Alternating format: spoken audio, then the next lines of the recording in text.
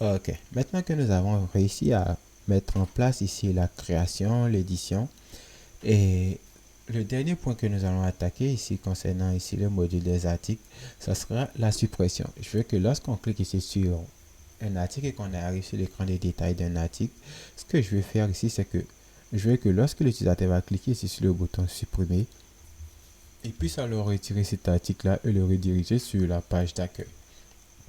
Donc vous pouvez juste mettre la vidéo en pause et tenter de votre côté voir comment est-ce qu'on peut faire ça. Et vous avez déjà tous les moyens à votre disposition pour le faire. Donc vous l'avez fait, alors on va le refaire ensemble. Donc la première chose à faire, ici je vais juste couper, diminuer ça, c'est de nous rendre sur l'écran qui affiche les détails. Donc ici c'est au show.blade.php. Donc ici, là on a notre bouton ici qui permet de faire ici la suppression. Et ce bouton là on va le mettre ici dans un nouveau formulaire. Donc ici on va juste dire que là on aura juste ici un nouveau formulaire et ce bouton supprimer sera à l'intérieur de ce formulaire là.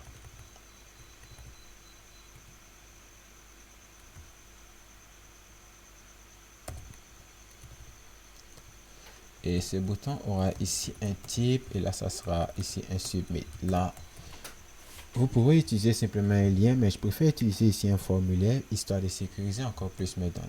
Et là ce formulaire ici il aura une méthode. Et la méthode que je souhaite lui passer, ça sera la méthode delete. Et ici, je vais dire que la méthode, ici on va toujours la laisser en pause puisqu'on l'écrase ici avec le arrobase méthode. Et sans oublier ici, on doit lui passer le jeton, le CSRF en question. Et ici, on doit ici lui offrir ici une nouvelle URL. Donc ici, on va lui dire qu'on va créer ici une nouvelle route. Et là, ça sera route 2.2.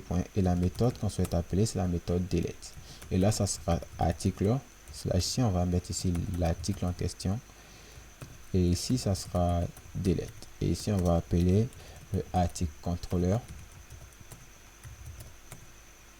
Et là, on va créer une nouvelle méthode qu'on va appeler ici delete. Donc, on va aller au niveau d'article controller et juste créer cette méthode delete. Donc, ici, on aura ici un public function delete. Et puisqu'on a passé l'entièreté de l'objet, on peut appeler le modèle article pour le récupérer directement.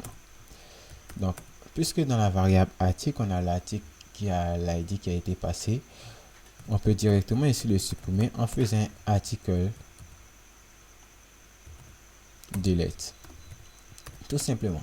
Ensuite, une fois qu'on a fait ici la suppression de l'article, on peut juste rediriger l'utilisateur sur la page d'accueil avec le message l'article a bel et bien été supprimé. Ensuite, si on retourne au niveau de show.blade.php, au niveau de cette action, il va falloir qu'on lui donne ici cette route qu'on vient de créer. Et cette route a été mal formée.